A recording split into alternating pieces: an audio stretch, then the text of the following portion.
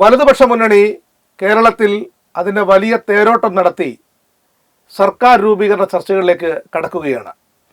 അതിന് മുന്നോടിയായി ആരാണ് മുഖ്യമന്ത്രി ആവേണ്ടത് എന്ന ദശാസന്ധിയിലൂടെയുള്ള ചോദ്യത്തിലൂടെ കോൺഗ്രസ് പാർട്ടി കടന്നു പോവുകയാണ്. ആരാകും കേരളത്തിൻ്റെ മുഖ്യമന്ത്രി? രമേശ് ചെന്നിത്തലയോ അതോ വി.ഡി. സതീശനോ? ഇത് രണ്ടുമല്ലാതെ കെ.സി. വേണുഗോപാൽ എന്ന ലോക്സഭാംഗം കേരളത്തിൻ്റെ മുഖ്യമന്ത്രിയാകുമോ? ഇന്നത്തെ ചിന്താവിഷയത്തിലേക്ക് പ്രിയപ്പെട്ട പ്രേക്ഷകർക്ക് സ്നേഹപൂർവ്വം സ്വാഗതം. സങ്കീർണമായ ഒരു പദപ്രശ്നം പൂരിപ്പിക്കാൻ തുടങ്ങുകയാണ്. ആരാകും കേരളത്തിലെ മുഖ്യമന്ത്രി? ഇന്നത്തെ ചിന്താവിഷയത്തിൽ എനിക്കൊപ്പം മാധ്യമപ്രവർത്തകനും രാഷ്ട്രീയ നിരീക്ഷകനുമായ പി.ടി. തുഫൈലും ചേരുന്നുണ്ട്. നമസ്കാരം തുഫൈൽ. ഇന്നത്തെ ചിന്താവിഷയത്തിലേക്ക് ഞാൻ പറഞ്ഞതുപോലെ കേരളത്തിലെ മുഖ്യമന്ത്രി ആരാകും എന്ന ചർച്ചകൾ സജീവമായി വരുന്നു. അതിന് ചില കണക്കുകളുണ്ട്. നമ്മളിന്ന് രാവിലെ പുറത്തുവിട്ട ഒരു കണക്ക് പ്രകാരം വി.ഡി. സതീശൻ, അതായത് UDF-നെ ഈ പറയുന്ന തെരഞ്ഞെടുപ്പ് വിജയത്തിലേക്ക് നയിച്ചു എന്ന് കോൺഗ്രസ് അണികളിൽ സൈബർ രംഗത്തൊക്കെ ഏറ്റവും കൂടുതൽ വാഴ്ത്തുപാട്ടിന് വിധേയനായ വി.ഡി. സതീശൻ്റെ കൂടെ വെറും 5 പേർ, വി.ഡി. സതീശൻ അടക്കം 5 MLA-മാർ മാത്രമേ ഉള്ളൂ എന്ന കാര്യം നമ്മൾ രാവിലെ തന്നെ റിപ്പോർട്ട് ചെയ്തിരുന്നു. ഇപ്പോൾ അതിനുശേഷം മറ്റു ചില കണക്കുകൾ കൂടി ലഭ്യമായിട്ടുണ്ട്. എന്താണ് ആമുഖമായി കേരളത്തിലെ മുഖ്യമന്ത്രി, അടുത്ത മുഖ്യമന്ത്രി കോൺഗ്രസിൽ നിന്ന് ആരാകുമെന്ന ചോദ്യം ആമുഖമായി ചോദിക്കുന്നു. ആമുഖമായിട്ടുള്ള മറുപടി. നമ്മുടെ രാഷ്ട്രീയ പാർട്ടികളെല്ലാം അവരുടെ പൊതുവായിട്ടുള്ള ഒരു തത്വത്തിലുള്ളൊരു നിലപാട് എന്താണെന്ന് വെച്ച് കഴിഞ്ഞാൽ മുഖ്യമന്ത്രി സ്ഥാനാർത്ഥിയെ തെരഞ്ഞെടുപ്പിന് മുമ്പായിട്ട് ഉയർത്തി കാണിക്കാതിരിക്കുക എന്നുള്ളതാണ്. അത് കോൺഗ്രസ് ആണെങ്കിലും CPIM ആണെങ്കിലും മറ്റേത് പാർട്ടികളാണെങ്കിലും നിരന്തരം ആവർത്തിച്ചുകൊണ്ട് അവർ പറയുന്ന ഒരു സംഗതി എന്താണെന്ന് വെച്ച് കഴിഞ്ഞാൽ മുഖ്യമന്ത്രി സ്ഥാനാർത്ഥി ഉയർത്തി കാണിക്കുന്ന ഒരു സംസ്കാരം ഞങ്ങൾക്കില്ല എന്ന് തന്നെയാണ് അതവർ പറയുന്നത്. അത് ഇത് ഭരണഘടനാപരമായിട്ട് തന്നെ MLA-മാർ ചേർന്നുകൊണ്ട് ലെജിസ്ലേറ്റീവ് പാർട്ടി രൂപീകരിച്ചുകൊണ്ട് അവരാണ് മുഖ്യമന്ത്രിയെ തെരഞ്ഞെടുക്കേണ്ടത്. അതുകൊണ്ട് തന്നെ മുഖ്യമന്ത്രിയെ നേരത്തെ തെരഞ്ഞെടുപ്പിന് മുമ്പേ ഉയർത്തി കാണിക്കുന്ന ഒരു സംസ്കാരം ജനാധിപത്യത്തിന് തന്നെ ഭൂഷണമായിട്ടുള്ള ഒരു സംഗതി അല്ല എന്നുള്ള രീതിക്കാണ്. നേരത്തെ BJP ഒക്കെയാണ് അത്തരത്തിൽ മുഖ്യമന്ത്രി നേരത്തെ ഉയർത്തി കാണിച്ചുകൊണ്ടുള്ള ഒരു പ്രചാരണത്തിലേക്ക് കടക്കാറ്. പക്ഷേ ഇപ്പോൾ BJP പോലും അങ്ങനെ ചെയ്യുന്നതായിട്ട് നമുക്ക് കാണുന്നില്ല. അവർ അധികാരത്തിൽ വന്ന പല സംസ്ഥാനങ്ങളിലും തെരഞ്ഞെടുപ്പിന് ശേഷം ലെജിസ്ലേറ്റീവ് പാർട്ടി ചേർന്നുകൊണ്ട് MLA-മാർ തെരഞ്ഞെടുക്കുന്ന ഉള്ള ഒരു രീതിയിലാണ് അവരും പിന്നീട് തെരഞ്ഞെടുപ്പിന് ശേഷമാണ് ഏതായാലും മുഖ്യമന്ത്രി അവർ പ്രഖ്യാപിക്കുന്നത്. അപ്പോൾ അതുകൊണ്ട് തന്നെ അത്തരത്തിലുള്ള ചർച്ചകൾക്ക് നേരത്തെ ഒന്നും പ്രസക്തി ഉണ്ടായിരുന്നില്ല. ഇപ്പം നമ്മുടെ കേരളത്തിലാണെങ്കിൽ ഈ തെരഞ്ഞെടുപ്പിൽ വളരെ വലിയൊരു രീതിയിൽ അത് നമ്മുടെ തെരഞ്ഞെടുപ്പ് പാറ്റേണുകളിലൊക്കെ ഉണ്ടാവുന്ന ക്യാമ്പയിൻ രീതിയിൽ ഉണ്ടാവുന്ന വലിയൊരു മാറ്റത്തിൻ്റെ കൂടെ ഭാഗമായിട്ടാണത് ഇത്തരം ചർച്ചകൾ നേരത്തെ തുടങ്ങി വെച്ചു. എങ്കിൽ പോലും പാർട്ടികൾ അതിനെ പ്രോത്സാഹിപ്പിക്കുന്ന ഒരു സമീപനം എടുത്തിട്ടില്ല. അപ്പം എനിക്ക് തോന്നുന്നത് ഇപ്പോൾ കോൺഗ്രസിലാണെങ്കിൽ ഈ പറഞ്ഞതുപോലെ ഇതിൽ ഒരുപാട് ഇതുണ്ട്. വി.ഡി. സതീശന്റെ പേരാണ് കൂടുതലായിട്ട് നമ്മൾ ഉയർന്നു കേൾക്കുന്നത്. സോഷ്യൽ മീഡിയ ഒക്കെ എടുത്തു കഴിഞ്ഞാലും പക്ഷേ നമ്മുടെ ഇന്നത്തെ വാർത്ത പ്രകാരം വളരെ കൃത്യമായ സോഴ്സിൽ നിന്നുള്ള വാർത്തയാണ്. 5 പേർ മാത്രമേ ഉള്ളൂ. കാരണം പഞ്ചായത്ത് ഇലക്ഷന് ശേഷം, തദ്ദേശ സ്വയംഭരണ സ്ഥാപനങ്ങളിലേക്കുള്ള തെരഞ്ഞെടുപ്പിന് ശേഷവും ഈ പറയുന്ന നിയമസഭയിലേക്കുള്ള സ്ഥാനാർത്ഥി നിർണയത്തിന് ശേഷവും കേരളത്തിലെ കോൺഗ്രസിൻ്റെ പാറ്റേൺ മൊത്തത്തിലൊന്ന് പൊളിച്ചെഴുതപ്പെട്ടിട്ടുണ്ട്. അത് നമ്മളിൽ പലരും അറിയാതെ പോയിട്ടുള്ള സംഗതി കൂടിയാണ്. നല്ല രീതിയിലുള്ള പൊളിച്ചെഴുത്ത് അതിനകത്ത് നടന്നിട്ടുണ്ട്. വളരെ ആന്തരികമായി നടന്നൊരു ഒരു സംഘാടനമാണ് അതിനകത്തുള്ളത്. അതിനകത്ത് വി.ഡി. സതീശന് എഡ്ജില്ല, അതിനകത്ത് കെ.സി. വേണുഗോപാലിന് എഡ്ജിൽ ലഭിക്കുന്നൊരു സാഹചര്യം ഉണ്ടായി. അത് നമ്മൾ കഴിഞ്ഞ ദിവസങ്ങളിലൊക്കെ പറഞ്ഞതാണ്. അതുകൊണ്ട് ഞാൻ അത് വിശ്വസിക്കുന്നില്ല. കാരണം ഞാൻ അതിനിടയ്ക്ക് കയറി പറഞ്ഞത് തടസ്സപ്പെടുത്തുകയല്ല. വി.ഡി. സതീശന് അനുകൂലമായ ഒരു പാറ്റേൺ നിലവിലില്ല എന്നുള്ളതാണ് യാഥാർത്ഥ്യം. ആ യാഥാർത്ഥ്യ ബോധത്തെ ഉൾക്കൊണ്ടുകൊണ്ട് വേണം നമുക്ക് മുന്നോട്ട് കൊണ്ടുപോകാൻ. വി.ഡി. സതീശൻ നല്ല മുഖ്യമന്ത്രി സ്ഥാനാർത്ഥിയാണ് അല്ലെന്നോ അല്ലെങ്കിൽ മറ്റാരെങ്കിലും അല്ലെന്നോ ഉള്ള വാദമല്ല. പക്ഷേ ഈ പാർലമെൻ്ററി പാർട്ടി രൂപീകരിക്കുമ്പോൾ ആ പാർലമെൻ്ററി പാർട്ടിയിൽ കൈവെക്കാൻ നിലവിൽ 5 പേരേ ഉള്ളൂ എന്നുള്ളതാണ് ഞാൻ ചൂണ്ടിക്കാണിച്ചത്. അല്ല, അതിൽ കൃത്യമായിട്ടുള്ള എണ്ണം എനിക്കറിയില്ല. എങ്കിൽ പോലും അതൊരു വാസ്തവമാണ്. കാരണം സ്ഥാനാർത്ഥി നിർണയ സമയത്ത് തന്നെ നമുക്കറിയാം കെ.സി. വേണുഗോപാലിന് കൂടുതൽ പിന്തുണയുള്ള ആളുകളാണ് തെരഞ്ഞെടുപ്പ് സമയത്ത് ടിക്കറ്റ് ലഭിച്ചിരുന്നത് തന്നെ. പിന്നീട് എനിക്ക് തോന്നുന്നു രമേശ് ചെന്നിത്തലയ്ക്കാണ് കൂടുതലുള്ളത്. സതീശനെ പിന്തുണക്കുന്ന ആളുകളുടെ എണ്ണം സ്ഥാനാർത്ഥി നിർണയത്തിൽ തന്നെ കുറവാണ് എന്നുള്ളത് നമുക്ക് നേരത്തെ അറിയാവുന്നതാണ്. പക്ഷെ ഇതൊക്കെ എത്രത്തോളം ജനങ്ങളുടെ അടുത്തേക്ക് എത്തുന്നുണ്ട് എന്നുള്ളത് നമ്മൾ ഇന്നലെ ചർച്ച ചെയ്തപ്പോൾ നമ്മൾ പറഞ്ഞൊരു സംഗതിയാണ്. ഇത് മീഡിയയിൽ എന്ത് റെപ്രസെന്റ് ചെയ്യപ്പെടുന്നോ അതിനപ്പുറം ഉള്ളത് നമ്മളൊരു യാഥാർത്ഥ്യമായിട്ട് ജനങ്ങൾക്ക് കാണാൻ പറ്റില്ല. തെരഞ്ഞെടുപ്പിൽ അവർ ഉയർത്തി കാണിച്ചത് സതീശനാണ് എന്നുള്ളത് കൊണ്ട് തന്നെ ഇത്തരം കാര്യങ്ങൾ അതാ പറഞ്ഞത്, അതൊക്കെ ജനാധിപത്യം, അത് പൊളിറ്റിക്കൽ പാർട്ടികൾ ക്യാമ്പയിൻ ചെയ്യുന്ന സമയത്തെ കാണേണ്ടിയിരുന്ന ഒരു വസ്തുതയായിരുന്നു അത്. ഞാൻ പറഞ്ഞു, നമ്മൾ ഈ ഒബാമ ക്യാമ്പയിൻ തൊട്ടേ അല്ലെങ്കിൽ നരേന്ദ്രമോദിയുടെ ഒക്കെ ഒരു ക്യാമ്പയിനിൽ തൊട്ടേ നമ്മൾ കാണുന്നതാണ് വൺ പൊളിറ്റിക്കൽ സ്ട്രാറ്റജിസ്റ്റ്. ഇപ്പോൾ പ്രശാന്ത് കിഷോർ ഒക്കെ പറയുന്ന ഒരു സ്ട്രാറ്റജി അതാണ്, one Messenger one leader, one message one Messenger എന്നൊരു രീതിക്കാണ് പൊളിറ്റിക്കൽ ക്യാമ്പയിൻ നരേറ്റീവ് സെറ്റ് ചെയ്യാൻ വേണ്ടിയിട്ട് പോകുന്നത്. അപ്പോൾ കേരളത്തിൽ എനിക്ക് തോന്നുന്നു ഇപ്പോൾ പിണറായിയെ കുറിച്ച് ഇവർ ഇത്രയും പറയുന്നു, പിണറായിന്റെ വലിയ കട്ടൗട്ട് വെച്ചു എന്നൊക്കെ പറയുന്നുണ്ടെങ്കിലും കോൺഗ്രസിനകത്തും UDF-നകത്തും സതീഷിനെയാണ് അവർ മൊത്തത്തിൽ ഹൈലൈറ്റ് ചെയ്ത് പ്രോമിനൻസ് കൊടുത്തിട്ടുള്ളത്. സോഷ്യൽ മീഡിയയിലാണെങ്കിലും എല്ലാ നരേറ്റീവിലാണെങ്കിലും എല്ലാ കാര്യങ്ങളിലും. ഈവൻ അദ്ദേഹത്തിന്റെ കേരള യാത്രയുടെ സമയത്ത് പോലും UDF-ന്റെ നേതാക്കളുടെ ഒക്കെ മറ്റു പിക്ചേഴ്സ് ഉണ്ടെങ്കിലും ഇദ്ദേഹത്തിന് വലിയ രീതിയിൽ ഉയർത്തി കാണിക്കുന്ന ഒരു സംഗതി. രാഹുൽ ഗാന്ധിയുടെയോ KC വേണുഗോപാലിന്റെയോ രമേശ് ചെന്നിത്തലയുടെയോ ഒന്നും പിക്ചർ പോലും അതിൽ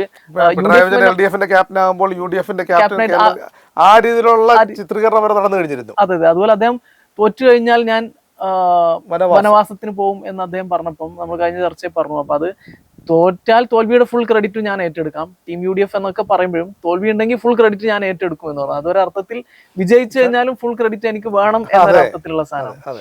അപ്പൊ ആ രീതിയിൽ സതീഷിനെ വൺ ലീഡർ എന്നുള്ള രീതിക്ക് പ്രൊജക്ട് ചെയ്തുകൊണ്ട് എങ്ങനെയാണോ പിണറായി, മോദി ഇവരൊക്കെ വന്നിട്ടുള്ള ആ ഒരു രീതിയിലാണ് UDF ക്യാമ്പയിൻ നയിച്ചത്. അതവരൊരു സ്ട്രാറ്റജിക്കലി നടത്തിയതാണോ എന്നുണ്ടെങ്കിൽ പോലും അതിന്റെ ഒരു കൊളാറ്ററൽ ഡാമേജ് എന്താന്ന് വെച്ച് കഴിഞ്ഞാല് കോൺഗ്രസിലെ മറ്റ് നേതാക്കളെല്ലാം അപ്രസക്തമായി പോകുന്ന ഒരു രീതിയിലായിപ്പോയി എന്നുള്ളതാണ്. അപ്പം കോൺഗ്രസ് നമുക്ക് ഇപ്രാവശ്യം നമുക്ക് കണ്ടറിയാൻ പറ്റും, അവര് എല്ലാ രീതിയിലും ഒരു പൊളിറ്റിക്കൽ സ്ട്രാറ്റജിസ്റ്റ് ഇതിന്റെ പിറകിലുണ്ട് എന്നുള്ള രീതിയിൽ വളരെ സ്ക്രിപ്റ്റഡ് ആയിട്ടുള്ള ക്യാമ്പയിനാണ്. പലപ്പോഴും കോൺഗ്രസ് നമ്മൾ കഴിഞ്ഞ ചർച്ചയിൽ ഡിസ്കസ് ചെയ്തല്ലോ, കോൺഗ്രസ് അതിന്റെ ഐഡിയോളജിയിൽ നിന്ന് ഡീവിയേറ്റ് ചെയ്യുന്ന രീതിയിലുള്ള സമീപനങ്ങൾ പോലും, നമ്മൾ ജമാഅത്തെ ഇസ്ലാമി മതരാഷ്ട്രവാദം വിട്ടു എന്ന് സതീശൻ പറയുന്ന സംഗതികളൊക്കെ എത്രത്തോളമാണ് ഇതിന്ന് വ്യത്യസ്തമാകുന്നതെന്ന് നമ്മൾ കണ്ടു. അപ്പൊ അത്തരത്തിലൊക്കെയുള്ള ഒരു ക്യാമ്പയിൻ, വളരെ ഒരു സ്ട്രാറ്റജിസ്റ്റ് സ്ക്രിപ്റ്റ് ചെയ്ത പോലെയുള്ള ക്യാമ്പയിനും സംഗതികളാണ്. അതൊരു കേവലം ഒരു സ്ട്രാറ്റജിക്ക് വേണ്ടി ചെയ്തതാണോ?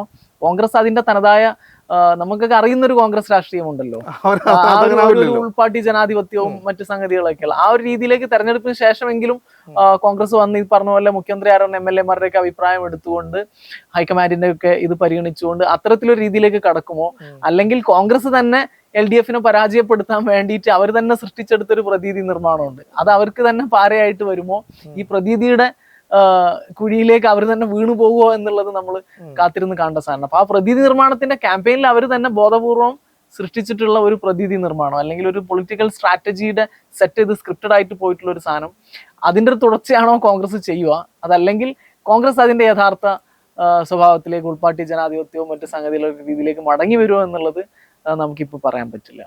അപ്പോൾ എനിക്ക് അടുത്തതായി ചൂണ്ടിക്കാണിക്കാനുള്ളത് 3 പേരുകളാണ് പ്രധാനമായും മുഖ്യമന്ത്രി പദവിയിലേക്ക് ഉയർത്തിക്കാട്ടപ്പെടുന്നത്. നേരത്തെ തന്നെ VD സതീശൻ ആ പട്ടികയിൽ ഒന്നാമതായിട്ട് ഇടം പിടിച്ചിട്ടുണ്ട്. MLA-മാർ എണ്ണം കുറവാണെന്ന് പറഞ്ഞാലും സതീശൻ്റെ പേരായിരുന്നു തുടക്കം മുതൽ UDF ക്യാമ്പുകൾ കഴിഞ്ഞ 2-3 മാസക്കാലമായി ആഘോഷിച്ചൊരു പേര് VD സതീശൻ്റേതാണ്, കാരണം അതിനകത്ത് സംശയമില്ല. പിന്നീടുള്ളത് രമേശ് ചെന്നിത്തല, നേരത്തെ പ്രതിപക്ഷ നേതാവായിരുന്നു, KPCC പ്രസിഡൻ്റായിരുന്നു, അതുപോലെ തന്നെ ആഭ്യന്തരമന്ത്രിയായിട്ടിരുന്നുള്ള ഭരണപരിചയമുണ്ട്. ചെറിയ 28-30 വയസ്സിൽ തന്നെ മന്ത്രിയായിട്ടുണ്ട്. പിന്നെ യൂത്ത് കോൺഗ്രസിൻ്റെ NSUവിൻ്റെ ദേശീയ പദവിയിലിരുന്നിട്ടുണ്ട്. അപ്പം അങ്ങനെ വലിയ പ്രവർത്തന പാരമ്പര്യവും ഭരണ പാരമ്പര്യമുള്ള ഒരാളാണ് രമേശ് ചെന്നിത്തല. രമേശ് ചെന്നിത്തലയാണ് രണ്ടാമത് മുഖ്യമന്ത്രി പദത്തിലേക്ക് കൽപ്പിക്കപ്പെടുന്ന ഒരാൾ. ഇത് രണ്ടുമല്ലാതെ ഒരു അപ്രതീക്ഷിത എൻട്രി പോലെ KC വേണുഗോപാലിൻ്റെ കടന്നുവരവാണ് ഈ കോൺഗ്രസ് രാഷ്ട്രീയത്തെ വരും ദിവസങ്ങളിൽ കലുഷിതമാക്കാൻ പോകുന്നൊരു സംഗതിയായിട്ട് ഞാൻ കണക്കാക്കുന്നത്. കാരണം അതിൻ്റെ ഒരു കണക്ക് ഇപ്പം ഞാനിത് ഈ ചർച്ചയ്ക്ക് മുമ്പായിട്ട് ചില കോൺഗ്രസ് സൈഡിൽ നിന്നും എടുത്ത വിവരങ്ങൾ പ്രകാരം രാവിലെ 5 എന്നുള്ള വിവരം കിട്ടി. അതിനുശേഷമാണ് ഈ ചർച്ചയ്ക്ക് വേണ്ടി എടുക്കുമ്പോൾ രമേശ് ചെന്നിത്തലയ്ക്കൊപ്പം ഏതാണ്ട് 30ഓളം MLA-മാർ ഉണ്ട്. ടോട്ടൽ 63, അതോ 62? കോൺഗ്രസിന് 63. അപ്പം 63-ൽ 5 പേര് ഒരു സൈഡിൽ VD സതീശന് പുറച്ചു നിൽക്കുന്നു. ഏതാണ്ട് 30ഓളം പേർ, അതിനകത്ത് ഒരു കൃത്യത വരാൻ പറ്റത്തില്ല. അത് 30ലേക്ക് അടുക്കുന്നു എന്നാണ് എന്നോട് പറഞ്ഞത്. അതായത് 30ലേക്ക് ഉടനെ എത്തും എന്നുവെച്ചാൽ 30 അടുക്കാറായി എന്നുള്ളതാണ് അവർ പറയുന്നത്. അതിൽ ആ ആത്മവിശ്വാസത്തിലാണ് RC ക്യാമ്പുള്ളത്. അപ്പം 30ഉം 35 സീറ്റ് കഴിഞ്ഞാൽ ബാക്കിയുള്ള സീറ്റുകളാണ് KC വേണുഗോപാലിൻ്റെ കയ്യിൽ ഉള്ളത്. അപ്പോൾ ഞാൻ മനസ്സിലാക്കുന്നൊരു കാര്യം, അവിടെ നിന്ന് ലഭ്യമായൊരു വിവരം വെച്ചിട്ട് ഈ KC വേണുഗോപാലിൻ്റെ ഒരു മാനേജറെ പോലെ മാത്യു കുഴൽനാടൻ ബാക്കി ആളുകളെ ടാർഗറ്റ് ചെയ്ത് ആ ടാർഗറ്റ് അച്ചീവ് ചെയ്യാൻ വേണ്ടി പലവിധ ശ്രമങ്ങൾ നടത്തിക്കൊണ്ടിരിക്കുന്നുള്ളതാണ് ഏറ്റവും ലേറ്റസ്റ്റ് ആയിട്ട് ലഭിച്ച റിപ്പോർട്ട്. പക്ഷേ കൗതുകകരമായ സംഗതിയാണ്, ഭയങ്കര നമുക്ക് രസകരമായി തോന്നുന്നൊരു സംഗതിയാണ്. കാരണം 3 നേതാക്കന്മാർ അതിനകത്ത് ഇപ്പം കൽപ്പിക്കപ്പെടുന്ന ആളെ സ്വാഭാവികമായിട്ടും ഒഴിവാക്കപ്പെടുന്നൊരു സാഹചര്യം വരുന്നത്. കാരണം 5 ആൾ മാത്രമേ കൂടെയുള്ളൂ. ബാക്കിയുള്ളത് ഒരു വലിയ മാർജിൻ എന്ന് പറയുന്നത് രമേശ് ചെന്നിത്തലയ്ക്കൊപ്പമാണ്. കാരണം രമേശ് ചെന്നിത്തല സീനിയർ നേതാവായതുകൊണ്ടും ഈ പരിണതപ്രജ്ഞൻ എന്ന് പറയുന്ന വാക്കിന് യോഗ്യനായതുകൊണ്ടുമാണ് ഈ 30 എന്ന് പറയുന്ന സംഖ്യയിലേക്ക് അവരെത്തിച്ചേർന്നിരിക്കുന്നത്. ബാക്കിയും പോയിട്ടുള്ള 30 അടുത്ത് വരുന്ന ടോട്ടൽ 63 അപ്പം പറഞ്ഞു വന്നത് രമേശ് ചെന്നിത്തലയ്ക്കൊപ്പം 30 പേര്, ബാക്കിയുള്ളവർ കെ സി വേണുഗോപാലിനെ പൊതിക്കുന്നു. അപ്പം ഈ ഇക്വേഷൻ നോക്കുമ്പോഴത്തേക്ക് രമേശ് ചെന്നിത്തല കെ സി വേണുഗോപാൽ ഒരു ബലാബലം നടക്കുന്നുണ്ടോ എന്ന് നമുക്ക് സംശയം ജനിക്കും. കാരണം കെ സി വേണുഗോപാൽ ബാക്കിയുള്ള ആളുകളെ കൂടി, ഒന്നിൽ സതീശൻ്റെ കൂടെ നിൽക്കുന്ന ആളുകളെ, അല്ലെങ്കിൽ രമേശ് ചെന്നിത്തലയ്ക്കൊപ്പം നിൽക്കുന്ന ആളുകളെ പിക്ക് ചെയ്തെടുക്കാനുള്ള തന്ത്രപരമായ നീക്കങ്ങൾ നടത്തിക്കൊണ്ടിരിക്കുകയാണ്. അപ്പോൾ ഉയർന്നു വരുന്നൊരു പ്രധാനപ്പെട്ട ചോദ്യം എന്താണ്? നമ്മുടെ ജനാധിപത്യം എന്ന് പറഞ്ഞ് നമ്മൾ കോൺഗ്രസ്സുകാർ തന്നെ UDF തന്നെ നിരന്തരം ഉദ്ഘോഷിക്കുന്നൊരു വാക്കാണ് ജനാധിപത്യം എന്ന് പറയുന്നത്. കാരണം ഇന്ത്യൻ പൊളിറ്റിക്കൽ സിനാരിയോയിൽ വളരെ പ്രധാനപ്പെട്ടതാണ് ജനാധിപത്യം എന്ന് പറയുന്നത്, മതേതരത്വം എന്ന് പറയുന്നത്. നമ്മുടെ ഭരണഘടനയുടെ ആമുഖത്തിൽ പറയുന്ന പലതും വളരെ പ്രധാനപ്പെട്ടതെന്ന് തോന്നിക്കുന്ന ഒരു കാലത്താണ് നമ്മൾ ജീവിക്കുന്നത്. അതുകൊണ്ട് ജനാധിപത്യം വളരെ പ്രധാനപ്പെട്ടതാണല്ലോ. ആ ജനാധിപത്യത്തിന് ഒരു പരിക്കേൽപ്പിക്കും വിധമായിരിക്കത്തില്ലേ കെ സിയുടെ എൻട്രി എന്നെനിക്ക് സംശയം തോന്നുന്നുണ്ട്. കാരണം രാജ്യസഭാംഗമായിരിക്കെ 1.5 വർഷം ശേഷിക്കെ അത് BJP കൊടുത്തിട്ടാണ് ആലപ്പുഴ വന്ന് MP ആവുന്നത്. ഇനിയും 3.5 വർഷമോളം ശേഷിക്കുന്നുണ്ട്. അത്രയും കാലം ശേഷിക്കെ അത് വെടിഞ്ഞ് മുഖ്യമന്ത്രി പദത്തിലേക്ക് വരിക എന്ന് പറഞ്ഞാൽ അതിനെ ആ ഒരു ജനാധിപത്യത്തെ അല്ലെങ്കിൽ ആ ഒരു ഫാസിസ്റ്റ് വിരുദ്ധ പോരാട്ടത്തെ ഏത് നിലയ്ക്കാണ് ഒരു രാഷ്ട്രീയ വിദ്യാർത്ഥി എന്ന നിലയ്ക്ക്, ഒരു മാധ്യമപ്രവർത്തന നിലയ്ക്ക്, പ്രത്യേകിച്ച് ഡൽഹി കേന്ദ്രീകരിച്ച് കോൺഗ്രസ് രാഷ്ട്രീയം മറ്റ് എല്ലാ തരത്തിലുള്ള ദേശീയ രാഷ്ട്രീയവുമായി അടുത്തിടപഴകിയ ഒരാളെന്ന നിലയ്ക്ക് എന്താണ് തോന്നുന്നത് ഞാൻ ഈ പറഞ്ഞ പോയിന്റിനോട്? അല്ല, ഇതിൽ കോൺഗ്രസിന്റെ ഇതിൽ നോക്കുകയാണെങ്കിൽ ഈ 3 ലീഡേഴ്സും മോശമൊന്നുമല്ല. രമേശ് ചെന്നിത്തലയാണെങ്കിൽ അങ്ങ് പറഞ്ഞ പോലെ വളരെ പരിണതപ്രജ്ഞനായിട്ടുള്ള നേതാവാണ്. അദ്ദേഹത്തിന്റെ കീഴിൽ വർക്ക് ചെയ്ത പലരും ഇന്ന് മുഖ്യമന്ത്രിമാരാണ്, മമതാ ബാനർജി ഉൾപ്പെടെ ഉള്ള ആളുകൾ. അപ്പൊ അത്രയും സീനിയോറിറ്റി ഉണ്ട് അദ്ദേഹത്തിന്. മാത്രമല്ല കേരളത്തിൽ ഇത്തരം മറ്റു ഘടകകക്ഷികളായിട്ടൊക്കെ ഒരു വർക്കിംഗ് റിലേഷൻ അദ്ദേഹത്തിനാണ് ഏറ്റവും കൂടുതലുള്ളതെന്ന് തോന്നുന്നു. സാമുദായിക സംഘടനകളായിട്ടൊക്കെയുള്ള ഒരു ഫ്ലെക്സിബിലിറ്റി, ഇത്തരം കാര്യങ്ങളെല്ലാം ആയിട്ട്. അതേസമയം തന്നെ VD സതീഷിനെ നമുക്ക് തള്ളിക്കളയാം. കാരണം അദ്ദേഹമാണ് ക്യാമ്പയിന് ചുക്കാൻ പിടിച്ചത് എന്നുള്ള അതിൽ അധികം ഒരു പ്രതീതി നിർമ്മാണത്തിന്റെ ഭാഗമാണ് നമ്മൾ ഇന്നലെ പറഞ്ഞ പോലെ. അത് വേറെ ഡിസ്കസ് ചെയ്യേണ്ട ഒരു സംഗതിയാണ്, ഇവിടെ ഡിസ്കസ് ചെയ്യേണ്ടതാണെന്ന് തോന്നുന്നില്ല. എങ്കിൽ പോലും അദ്ദേഹമാണ് ക്യാമ്പയിന് ചുക്കാൻ പിടിച്ചിട്ടുള്ളത്. അദ്ദേഹത്തിന് നേരത്തെ തൊട്ടേ ഒരു ഹരിത MLA എന്നൊക്കെയുള്ള, പക്ഷെ അദ്ദേഹം ഇതുവരെ ഒരു മന്ത്രി പോലും ആയിട്ടില്ല, പരിചയക്കുറവുണ്ട് എന്നൊക്കെയുള്ള വസ്തുത അവിടെ നിലനിൽക്കുന്നുണ്ട്.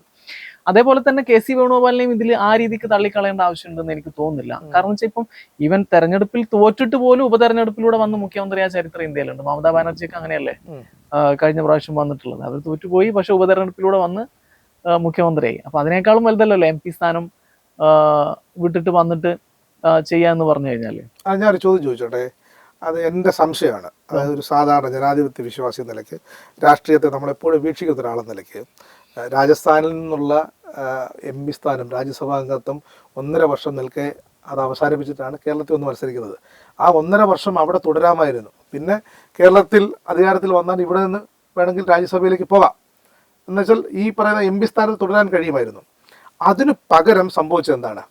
ആ 1.5 വർഷം അവിടെ വേറെ CPM വല്ലതാണ് അങ്ങനെ ചെയ്തതെങ്കിൽ CPM-ന് ഈ രാജ്യത്ത് എന്തൊക്കെ മറുപടി വരേണ്ടി വരും ഈ മാധ്യമങ്ങളോട്? കെ സി 1.5 വർഷം അങ്ങനെ കളഞ്ഞു കുളിക്കുകയും ആ സ്ഥാനം അവിടെ അത് RSSന് സംഘപരിവാറിന് കൈവെള്ളൽ വെച്ചു കൊടുക്കുകയും ചെയ്തു. ആരെങ്കിലും വിമർശിച്ചോ?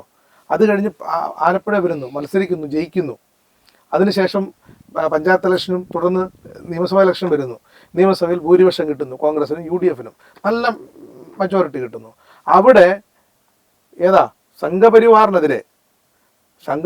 ശരിയായി മനസ്സിലാക്കുന്ന കോൺഗ്രസ്സുകാരാണെങ്കിൽ അങ്ങനെ പറയില്ലല്ലോ. കാരണം അത് കളഞ്ഞിട്ട് ഇത് സ്വീകരിക്കാമെന്ന് പറയുന്നതിനകത്തെ ഒരു ശരികേടിൻ്റെ പ്രശ്നമുണ്ട് ഞാൻ ചൂണ്ടിക്കാണിച്ചത്. കാരണം സംഘപരിവാറിനെതിരെ പോരാടാൻ വേണ്ടി ലോക്സഭയിലേക്ക് പോയ കെ സി വേണുഗോപാൽ കേരളത്തിലെ മുഖ്യമന്ത്രി പദം ലക്ഷ്യം വെക്കുന്നുണ്ടെങ്കിൽ അത് എത്രത്തോളം മോശമായ തെറ്റായ സന്ദേശമാണ് കോൺഗ്രസിന് നൽകുന്നത്, UDF-ന് നൽകുന്നത്, കേരളത്തിലെ സമൂഹത്തിന് നൽകുന്നത്. ആത്യന്തികമായി ആലപ്പുഴയിൽ നിന്ന് അദ്ദേഹത്തെ വോട്ട് ചെയ്യിപ്പിച്ച ജനങ്ങളോട് അദ്ദേഹത്തിന് എങ്ങനെയാണ് നീതിപൂർവ്വം പെരുമാറാനാവുക എന്നുള്ളതാണ് എൻ്റെ ചോദ്യം. അതിൽ തീർച്ചയായിട്ടും അദ്ദേഹം രാജസ്ഥാനിലെ രാജ്യസഭാ സീറ്റ് ഒഴിഞ്ഞു പോരുക, അത് ആ ഒരു സീറ്റ് BJPക്ക് പോവുക എന്ന് പറഞ്ഞാൽ കോൺഗ്രസ് ഉയർത്തിപ്പിടിക്കുന്ന BJP വിരുദ്ധ രാഷ്ട്രീയത്തിന് വലിയ ക്ഷീണം ചെയ്തൊരു സംഗതി തന്നെയാണ്. പക്ഷെ അതിൽ നമ്മളെല്ലാം ഒരു പ്രതീതിയുടെ പിറകെ പോകുന്ന ഒരു പ്രശ്നമാണ്. ഞാനൊരിക്കലും നമ്മൾ മീഡിയ വർക്ക് ചെയ്യുന്നതുകൊണ്ട് തന്നെ മീഡിയ സൃഷ്ടിക്കുന്ന ഒരു പ്രതീതിയിൽ ഞാൻ ഒരിക്കലും വീണു പോകാറില്ല. അദ്ദേഹത്തെ സംബന്ധിച്ച് അദ്ദേഹം കോൺഗ്രസിന്റെ ജനറൽ സെക്രട്ടറി ആയിരുന്നു. അപ്പൊ അതുകൊണ്ട് അദ്ദേഹം ആ പ്രാവശ്യം അദ്ദേഹം തെരഞ്ഞെടുപ്പിൽ മത്സരിച്ചില്ല. ആ സീറ്റ് എന്ത് ചെയ്തു, ആരിഫ് പിടിച്ചെടുത്തു. CPM-ന് ആ സീറ്റ് പോയി. അദ്ദേഹം മത്സരിച്ചിരുന്നെങ്കിൽ ജയിക്കാമായിരുന്ന ഒരു സീറ്റാണ്. അപ്പൊ സ്വാഭാവികമായിട്ടും അത് കേരളത്തിലെ പാർട്ടിക്കകത്ത് അവരുടെ ഒരു ലീഡർ മത്സരിച്ചാൽ ജയിക്കുമായിരുന്നു. അദ്ദേഹം മറ്റ് ദേശീയ രാഷ്ട്രീയത്തിലെ അദ്ദേഹത്തിന്റെ ക്യാമ്പയിനും മറ്റടവുകളും അതിന്റെ ഏകീകരണമൊക്കെ ആയിട്ട് അദ്ദേഹം തിരക്കായ ഒരു സമയത്ത് പാർട്ടി ഒൽപ്പിച്ച് മറ്റൊരു ഉത്തരവാദിത്തത്തിന് വേണ്ടി പോകുമ്പോൾ ഇത് അദ്ദേഹത്തിന് ചെയ്യാൻ പറ്റില്ല. അതുകൊണ്ട് ഒരു സീറ്റ് ഇവിടെ നഷ്ടപ്പെട്ടു. അപ്പൊ അദ്ദേഹത്തെ സംബന്ധിച്ച് പാർലമെന്ററി ജനാധിപത്യത്തിൽ ഇല്ലാതിരിക്കാനും പറ്റില്ല കോൺഗ്രസിന്റെ ജനറൽ സെക്രട്ടറി. അപ്പൊ അദ്ദേഹം മറ്റൊരു സംസ്ഥാനത്ത് നിന്ന് രാജ്യസഭയിലെങ്കിലും എത്തുക എന്നുള്ളത് വളരെ നിർബന്ധമാണ് അദ്ദേഹത്തിനും കോൺഗ്രസ് പാർട്ടിക്കും. അത് പിന്നീട് സാധ്യമാണല്ലോ. അല്ല, അത് രാജ്യസഭാ പൊളിറ്റിക്സും ഈ പറഞ്ഞ പോലെ പീപ്പിൾസ് ഇതായിട്ട് തെരഞ്ഞെടുപ്പിലൂടെ വരുന്നു, രണ്ടാണ്.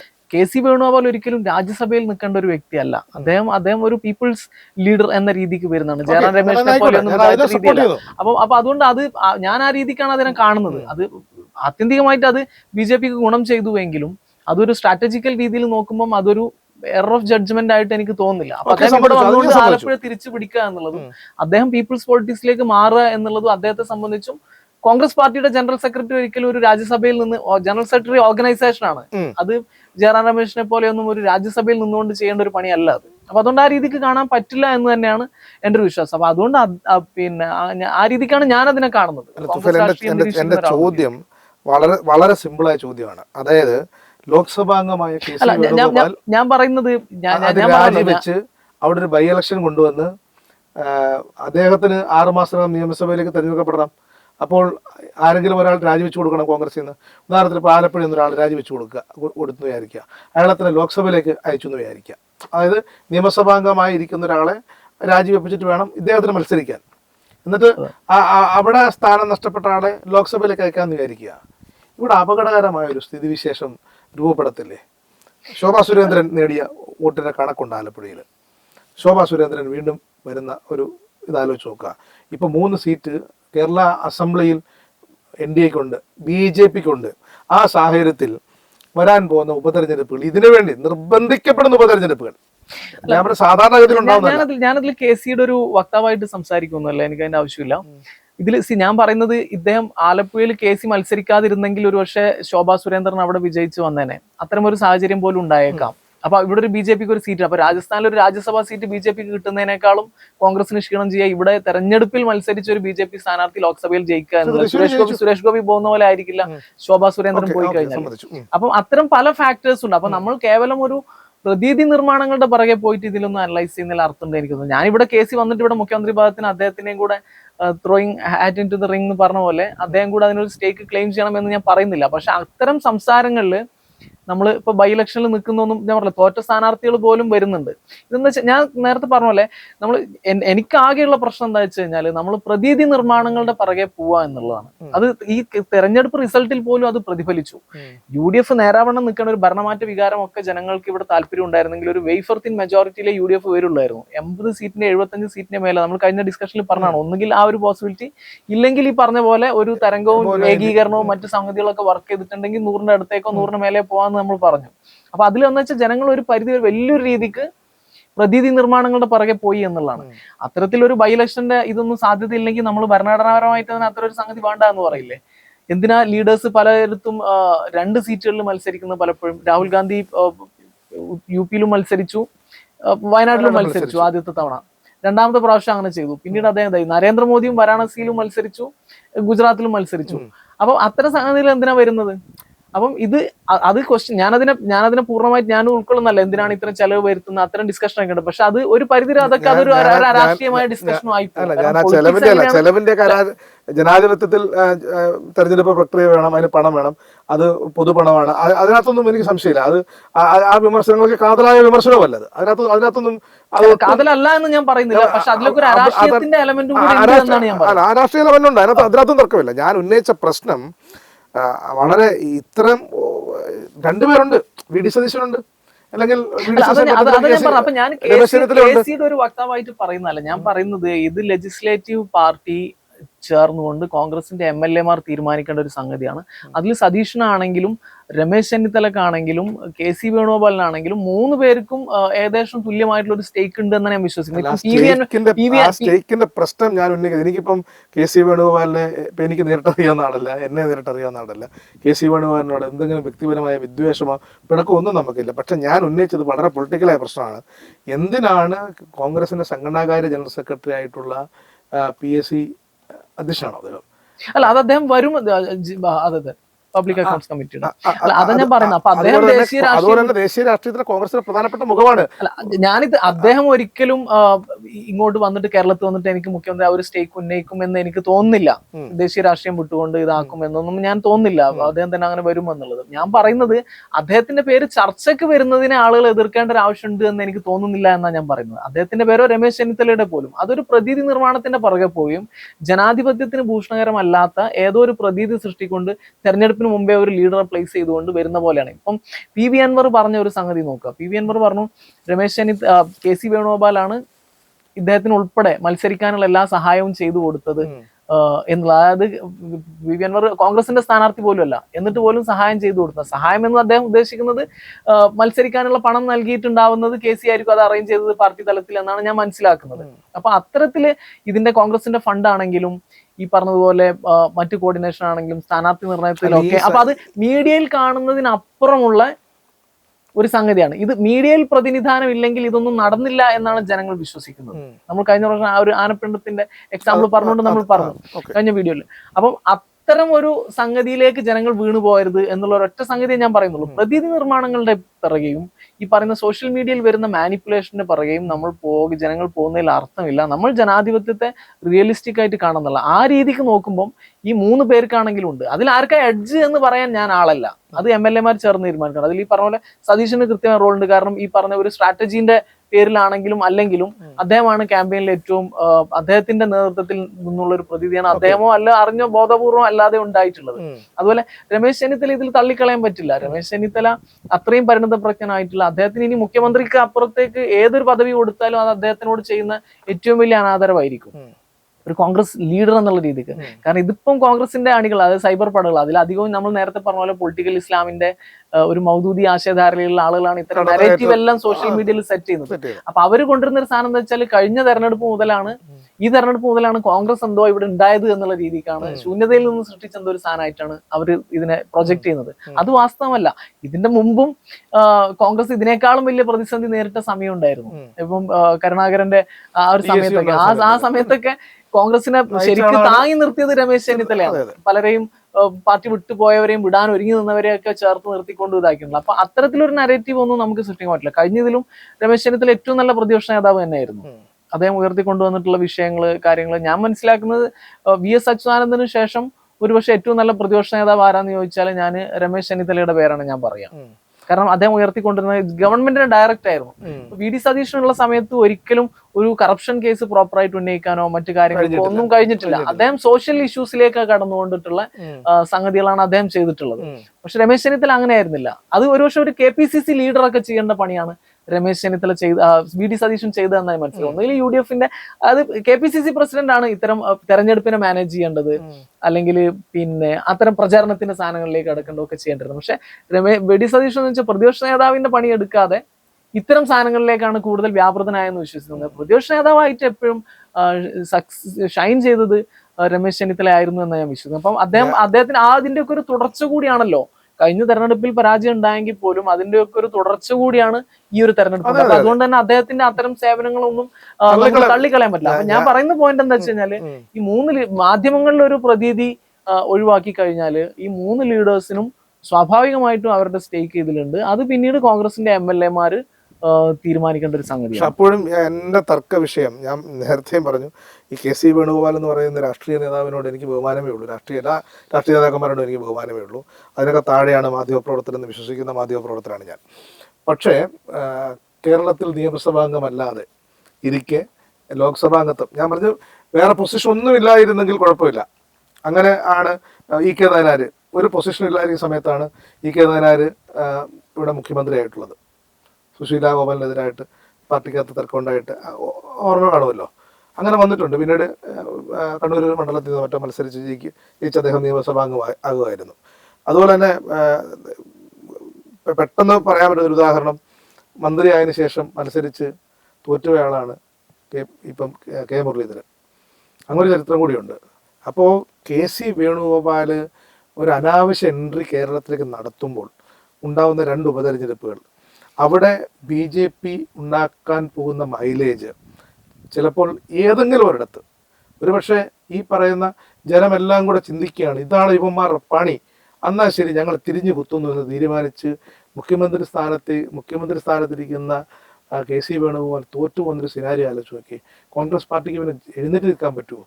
അതുപോലെ തന്നെ KC വേണുഗോപാൽ വിട്ടുകൊടുത്ത സീറ്റ്, അല്ലെങ്കിൽ KC വേണുഗോപാൽ ഒഴിവായിപ്പോയ ലോക്സഭാ സീറ്റിൽ BJP ജയിക്കുന്നു, അല്ലെങ്കിൽ CPM ജയിക്കുന്നു. അങ്ങനെ ഒരു സിനാരിയോ വന്നാൽ കോൺഗ്രസ് എഴുന്നേറ്റ് നിൽക്കാൻ പറ്റുമോ ആ നാണക്കേടിൽ നിന്ന്?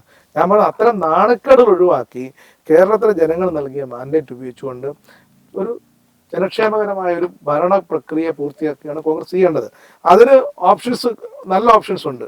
വേണമെങ്കിൽ പോട്ടെ, ചെന്നിത്തലയും വേണ്ട, VD സതീശനും വേണ്ട, വേറെ ഓപ്ഷൻ നോക്കാം. വേറെയും MLA-മാരുണ്ടല്ലോ, ചെറുപ്പക്കാരായ ഒരുപാട് MLA-മാരുണ്ടല്ലോ, അങ്ങനെയൊക്കെ നോക്കാം. പക്ഷെ ഞാൻ അപ്പോഴും പറയുന്നത്, ഈ ലോക്സഭാംഗത്വം രാജിവെച്ച് വന്ന് ഇവിടെ മുഖ്യമന്ത്രി ആകാനും മാത്രമുള്ള എന്ത് സങ്കീർണമായ പ്രശ്നമാണ് ഇവിടെ കേരളത്തിലുള്ളത്. അതായത് അവരുടെ MLA-മാർ തീരുമാനിക്കണം ഈ ഒരു ഉപതെരഞ്ഞെടുപ്പ് വരുമ്പോൾ എങ്ങനെയായിരിക്കും അത് പ്ലേ ഔട്ട് ചെയ്യുക എന്നുള്ളതൊക്കെ. അത് കോൺഗ്രസ് പാർട്ടി അവർ ആഭ്യന്തരമായിട്ട് ചർച്ച ചെയ്യേണ്ട MLA-മാർ തീരുമാനിക്കേണ്ട സംഗതിയാണ്.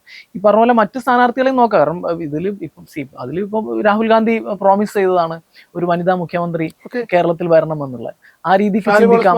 ഒരു ദളിത് മുഖമായിട്ട് ആരെങ്കിലും ഒക്കെ ഇപ്പൊ ഈവൻ BJP പല സ്ഥലങ്ങളിലും ചെയ്യുന്നത് യുവ ഫസ്റ്റ് ടൈം MLA ചെയ്യാറുണ്ട്.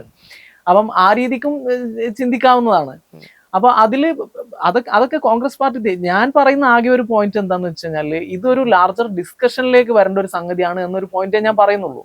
ഒരു വ്യക്തിയിലേക്കോ അല്ലെങ്കിൽ ഒരു പ്രതീതി സ്ഥാനങ്ങളിലേക്കോ വരേണ്ട പ്രതീതി സ്ഥാനങ്ങളിലോ നിൽക്കേണ്ടതല്ല. കോൺഗ്രസിന്റെ MLA-മാർ പല ഫാക്ടേഴ്സ് ചേർന്നുകൊണ്ട് ഒരു നേതാവിനെ സീറോയിൻ ചെയ്യേണ്ട ഒരു സംഗതിയിലേക്കാണ് അത് പോകേണ്ടത്. കാരണം VD സതീശനെ മാത്രം ഫോക്കസ് ചെയ്യുമ്പോൾ ഒരു പ്രോബ്ലം എന്താ വരുന്നത് വെച്ച് കഴിഞ്ഞാല്, ഇത് നമ്മൾ കഴിഞ്ഞ തെരഞ്ഞെടുപ്പിൽ, കാരണം ഇതിൽ ഒരുപാട് ഫാക്ടേഴ്സ്, CPM-ന്റെ അകത്തെ ഇന്റേണൽ ഇഷ്യൂസ് ഒക്കെ ഇതിൽ ഫാക്ടർ ആയെങ്കിലും വലിയൊരു ഫാക്ടർ ഈ തെരഞ്ഞെടുപ്പിൽ വന്നിട്ടുള്ളത് ഈ പറഞ്ഞ ന്യൂനപക്ഷ ഏകീകരണം. അത് അങ്ങനെ തന്നെ. അതിൽ പ്രത്യേകിച്ച് മുസ്ലിം കൺസോൾട്ടേഷൻ വന്നിട്ട് അതൊരു വർഗീയ ധ്രുവീകരണമാണ് വന്നിട്ടുള്ളത്. അപ്പം സതീശനാണ് അതിൽ ജമാഅത്തെ ഇസ്ലാമി മതരാഷ്ട്രവാദം വിട്ടു എന്നൊരു സർട്ടിഫിക്കറ്റ് അവർക്ക് കൊടുത്ത് അവരെ വെള്ള പൂശിയത് എന്നുള്ളത് കൊണ്ടും, വെള്ളാപ്പള്ളിക്കെതിരെ അദ്ദേഹം സാധാരണ ഒരു വിമർശനം എന്നതിനപ്പുറം പോയിട്ട് ഈ പൊളിറ്റിക്കൽ ഇസ്ലാമിന്റെ ആഖ്യാനത്തിൽ അദ്ദേഹത്തെ ഒരു പിന്നാക്ക സമുദായ നേതാവിനെ കടന്നാക്രമിക്കുന്ന മറ്റൊരു കോൺഗ്രസ് ചെയ്യാത്തൊരു സംഗതിയൊക്കെ ചെയ്തുകൊണ്ട് തന്നെ സതീശനിലേക്ക് മാത്രമല്ല അവരുടെ ഒരു ഇക്കോസിസ്റ്റം സോഷ്യൽ മീഡിയയിലും എല്ലാം ഈ ഒരു മൗദൂദി ഇക്കോസിസ്റ്റം സതീഷിനെ വളരെയധികം ഔട്ട് ഓഫ് പ്രൊപ്പോർഷൻ പ്രൊജക്ട് ചെയ്യുന്നു എന്നുള്ളതുകൊണ്ടും അദ്ദേഹത്തിലേക്ക് മാത്രം നമ്മൾ ഡിസ്കഷൻ ചുരുക്കി കഴിഞ്ഞാൽ അതിന്റെ ഒരു മോറൽ വിക്ടറി ആയിട്ട് മാറുകയും അത് ഭരണത്തിൽ ഉൾപ്പെടെ കോൺഗ്രസിന് വലിയ തലവേദന സൃഷ്ടിക്കാൻ പോകുന്ന ഒരു സംഗതി ആയിരിക്കും. ലീഗിനൊക്കെ കിട്ടിയിട്ടുള്ള ഒരു ഏറ്റവും വലിയൊരു സ്ട്രൈക്ക്. ലീഗ് ഇതിന്റെ ഒക്കെ ഒരു പേരിലേറിക്കൊണ്ടാണ് ലീഗ് അതിന്റെ തനത് സ്വഭാവം എല്ലാ തരത്തിലുള്ള കേരളത്തിൽ ഡെക്കോറം തകർക്കുന്ന ഒരു ഏർപ്പാടായിട്ട് സംശയമില്ല. അതെ, ഞാൻ ആർഗ്യ ചെയ്യുന്ന ഒരു ഒറ്റ വിഷയത്തിലേ ഉള്ളൂ. എന്തിനാണ് അനാവശ്യമായ ഒരു എൻട്രി കേരളത്തിലേക്ക് KC വേണുഗോപാൽ ഇടുന്നതെന്നുള്ള ഒരു ചോദ്യം മാത്രമാണ്. അത് KC വേണുഗോപാലിനോടുള്ള വ്യക്തിപരമായ ഒരു വിദ്വേഷത്തിന്റെ അടിസ്ഥാനത്തിലല്ല ഞാൻ ആ ചോദ്യം ഉന്നയിക്കുന്നത്. വളരെ പർപ്പസ്ഫുള്ളി ഉന്നയിക്കുന്നത്, എന്തിനാണ് അനാവശ്യമായി 2 തെരഞ്ഞെടുപ്പുകൾ കൊണ്ടുവരുന്നത്? അത് പൈസ ചെലവാകുന്ന പ്രശ്നമല്ല. ഞാൻ രാഷ്ട്രീയവാദികൾ ചൂണ്ടിക്കാണിക്കുന്ന പോലെ തെരഞ്ഞെടുപ്പിന് പണം ചെലവാകത്തില്ല എന്നുള്ളതല്ല. രാജ്യത്ത് തെരഞ്ഞെടുപ്പ് പ്രകൃതിക്ക് പണം ചെലവാകും, സ്വാഭാവികമാണ്. ചിലപ്പം KC വേണുഗോപാൽ മുഖ്യമന്ത്രിയാവാൻ തീരുമാനിച്ചാൽ അങ്ങനെ 2 തെരഞ്ഞെടുപ്പ് നടക്കും, സ്വാഭാവികമാണ്. പക്ഷെ അവിടെ എൻ്റെ പ്രശ്നം അതല്ല, എന്തിനാണ് അതിലേക്ക് കടക്കുന്നത്? വേറെ ബെറ്റർ ഓപ്ഷൻ ഇവിടെ ഉള്ളപ്പോൾ, ഞാൻ കഴിഞ്ഞ ദിവസം പറഞ്ഞ പോലെ വീട്ടിൽ സ്വർണം വെച്ചിട്ട് നാട്ടിൽ എന്തിനു തേടി നടപ്പു എന്ന് പരസ്യവാചകം പോലെ ആണ് കാര്യങ്ങൾ പോകുന്നത്. ഞാൻ ഒന്നുകൂടെ അതിനെ ചുരുക്കി പറയുകയാണ്. നേരത്തെ ചോദിച്ചതിനകത്ത് ഞാൻ ഇടയ്ക്ക് കയറി ഇടപെട്ടത് തന്നെ, എന്തിനാണ് ഇതൊരു ലാർജർ സ്കെയിലിലേക്ക് കൊണ്ടുപോകുന്നത്? ഇത് പെട്ടെന്ന് അവസാനിപ്പിക്കാൻ പറ്റുന്ന സംഗതിയല്ലേ. മേജർ സീറ്റ് 63 സീറ്റ് കിട്ടിയിട്ടുണ്ട്. അതുപോലെ തന്നെ ഘടകകക്ഷികൾക്ക് മികച്ച നിലയിൽ സീറ്റ് കിട്ടിയിട്ടുണ്ട്. 100-ന് മുകളിൽ സീറ്റ് കിട്ടിയിട്ടുണ്ട്. ഒരു പ്രതിസന്ധിയുമില്ലാതെ വരുന്ന 5 വർഷക്കാലം ഭരിക്കാനുള്ള എല്ലാ മാൻഡേറ്റും ജനം നൽകിയിട്ടുണ്ട്. അങ്ങനെയുള്ള സാഹചര്യത്തിൽ ഇതൊരു വിവാദ പരിസരത്തേക്ക് ഇത് കൊണ്ടുപോകാതെ ഇതിനെ പെട്ടെന്ന് തന്നെ ഒരു മുഖ്യമന്ത്രിയെ കണ്ടെത്തി ഇത് അവസാനിപ്പിക്കുകയല്ലേ വേണ്ടത്. അല്ല അത് നമ്മളൊരു പേര് നമുക്ക് സീറോ ഇൻ ചെയ്യാൻ പറ്റില്ലല്ലോ. കാരണം നമ്മളൊരു മാധ്യമരംഗത്തിരിക്കുമ്പോൾ ആരുടെയെങ്കിലും ഒരാളുടെ വക്താവായിട്ട് നിന്നുകൊണ്ട് അങ്ങനെ പറയാൻ നമുക്ക് കഴിയില്ല. അപ്പൊ അതിൽ നമ്മൾ പറയല്ല, കോൺഗ്രസ് പാർട്ടി കോൺഗ്രസ് പാർട്ടി അത് ചർച്ച ചെയ്തുകൊണ്ട് ഞാനത് നോക്കുവാണെങ്കിൽ ഈ പറഞ്ഞ പോലെ ഇവർക്ക് 3 പേർക്കും തുല്യമായിട്ടുള്ള സ്റ്റേക്ക് ഉണ്ട് എന്നാണ് ഞാൻ വിശ്വസിക്കുന്നത്. രമേശ് ചെന്നിത്തലക്കും BD സതീശനും KC വേണുഗോപാലിനും ഈ തെരഞ്ഞെടുപ്പിന്റെ ക്യാമ്പയിൻ നോക്കിയാൽ തന്നെ രമേശ് ചെന്നിത്തലയുടെ കൃത്യമായിട്ടുള്ള റോൾ അദ്ദേഹത്തിനുണ്ട്. BD സതീശൻ ഈ പറഞ്ഞ പോലെ സ്ഥാനാർത്ഥി നിർണയത്തിൽ ഉൾപ്പെടെ തെരഞ്ഞെടുപ്പ് മാനേജ് ചെയ്തതിൽ ഉൾപ്പെടെ കൃത്യമായിട്ടുള്ള റോൾ അദ്ദേഹത്തിനുണ്ട്. അത് മീഡിയയിലെ ഒരു പ്രതീതിയിൽ അത് വന്നിട്ടില്ലെങ്കിൽ പോലും BD സതീശനും ഇത് പറഞ്ഞ പോലെ അതിനൊരു മുഖമായി നിന്നുള്ളതുകൊണ്ട് അദ്ദേഹത്തിനും അതിന്റെ കൃത്യമായ റോൾ ഉണ്ട്. പിന്നെ കോൺഗ്രസിന് ഈ പറഞ്ഞ പോലെ രാഹുൽ ഗാന്ധിയുടെ ഒക്കെ ഒരു പുതിയ രാഷ്ട്രീയത്തെ അക്കോമഡേറ്റ് ചെയ്യണമെങ്കിൽ ഈ പറഞ്ഞ പോലെ ഒരു ദളിത് മുഖത്തെയോ ഒരു സ്ത്രീയെയോ ഒക്കെ വെക്കുന്ന രീതിയിലുള്ള ഒരു ചർച്ചകൾ അവർക്കും വെക്കാം. ഈ സംഗതികളെല്ലാം മിക്സ് ചെയ്തുകൊണ്ട് ഒരു ചർച്ച അവരിൽ നടക്കട്ടെ എന്നുള്ളൊരു പോയിന്റിലേ ഞാൻ പറയുന്നുള്ളൂ. അതിൽ ഞാൻ ഈ പറഞ്ഞ പോലെ ഇപ്പം മറ്റു ഫാക്ടേഴ്സിലേക്ക് ഞാൻ കടക്കാതിരിക്കുന്നതാണ്, ബോധപൂർവം കടക്കണ്ട എന്ന് വിചാരിച്ചുകൊണ്ട് കടക്കാതിരിക്കും. ഓക്കെ. അപ്പോൾ പ്രിയപ്പെട്ട പ്രേക്ഷകരെ, നാളെ വൈകുന്നേരം ഈ സമയത്തിനകം കേരളത്തിന് മുഖ്യമന്ത്രിയെ തീരുമാനിക്കാൻ കോൺഗ്രസ്സിന് കഴിഞ്ഞാൽ ഞാനും തുഫലും തമ്മിൽ നടത്തിയ ഈ ചർച്ച നിങ്ങൾ മറന്നു കളയുക. അതിന് യാതൊരു പ്രസക്തിയുമില്ല. പക്ഷേ മറ്റന്നാൾ ഈ സമയത്തിന് മുന്നേ, അല്ലെങ്കിൽ അടുത്ത ആഴ്ച കേരളത്തിലെ മുഖ്യമന്ത്രിയെ കണ്ടെത്താൻ കോൺഗ്രസ്സിന് കഴിയാതെ വന്നാൽ, മുഖ്യമന്ത്രി സ്ഥാനത്തെ ചൊല്ലി കോൺഗ്രസ്സിൽ കലഹമുടലെടുത്താൽ, ഒരു പേരിലേക്ക് എത്തിച്ചേരാൻ കഴിയാതെ വന്നാൽ ഈ ചർച്ച അർത്ഥസമ്പൂർണ്ണമായിരുന്നുവെന്ന് വിലയിരുത്തുക. അതുകൊണ്ട് കോൺഗ്രസ്സിന് എത്രയും പെട്ടെന്ന് ഒരു മുഖ്യമന്ത്രി സ്ഥാനാർത്ഥിയെ കണ്ടെത്താൻ കഴിയട്ടെ എന്ന് ആശംസിച്ചുകൊണ്ട് ഇന്നത്തെ ചിന്താവിഷയം പൂർണ്ണമാകുന്നു. നന്ദി, നമസ്കാരം.